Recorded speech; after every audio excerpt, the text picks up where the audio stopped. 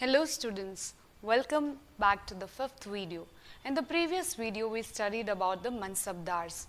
We studied about the functions of Mansabdars and we understood in detail about what is Mansabdar, who is a Mansabdar and how they hold the different ranks. Depending upon the position and the rank, they used to get the Jagirs from the kings, where they could use that area, okay, as revenue collection, and this could be as a salary for the Mansabdar. So this is all what we studied, and this we'll study in this video about Zabt. Zabt was a revenue system under which each province was divided into revenue circles with its own schedule of revenue rates for individual crops. Zabt was a type of a revenue system wherein, okay, it was divided into different circles as scheduled by the revenue rates, and that's how the crops were being sold to an individual. Akbar's revenue minister, that is Todarmal, carried out a careful survey of crop yields for a 10-year period. Todarmal was given the duty of taking care about the crop production for at least how many years? 10 years time period. On the basis of this data collected, tax was fixed for each crop in cash. Okay, so that's how the revenue tax was levied on the people based on the study. Interesting fact, during Aurangzeb's reign, okay, number of Mansabdars had gradually increased to 79. As a result, they had to wait for a long time before they received a Jagir, because the number of Mansabdars had increased. So to give the Jagirs was little difficult, tough for the kings, but they had to wait for that Jagir to be received.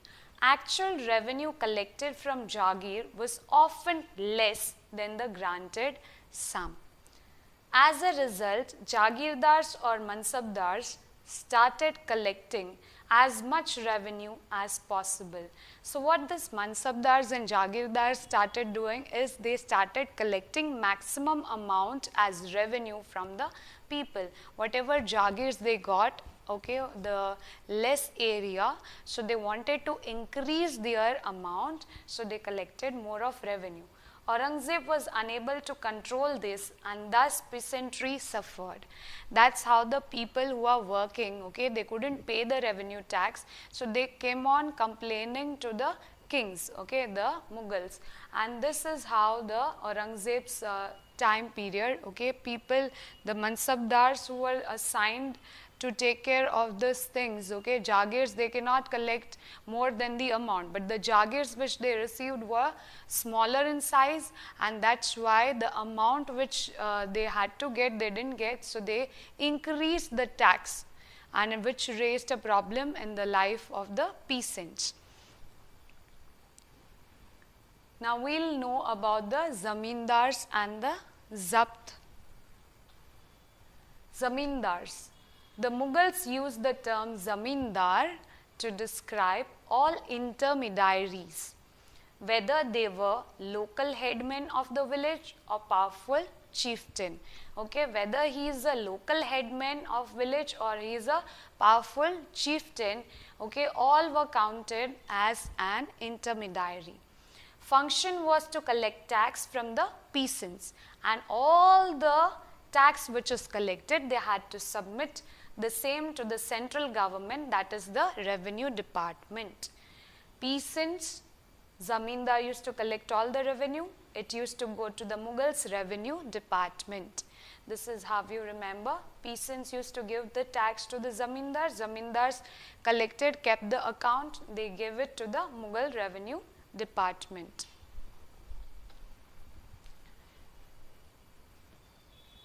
Okay, so this is all about the Subedar, okay. Abul Fazl explained that the Mughal Empire was divided into provinces called Subas. Subas, okay, were divided by a Subedar who carried out both political and military functions. Abul Fazl, he explained that the Mughal Empire, okay, was to be in control of the Subas, and these Subas were supposed to carry out the political and military functions. Subedar was supported by other officers who were there, who used to maintain the peace and law and order in the country. Other officers included the Diwan, Bakshi, Sadra, Faujdar and Kotwal. Let's look into the meaning. Diwan is a financial officer or a Diwan. Bakshi is a military paymaster.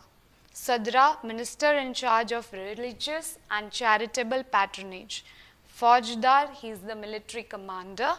Kotwal, he is the town police or the commander.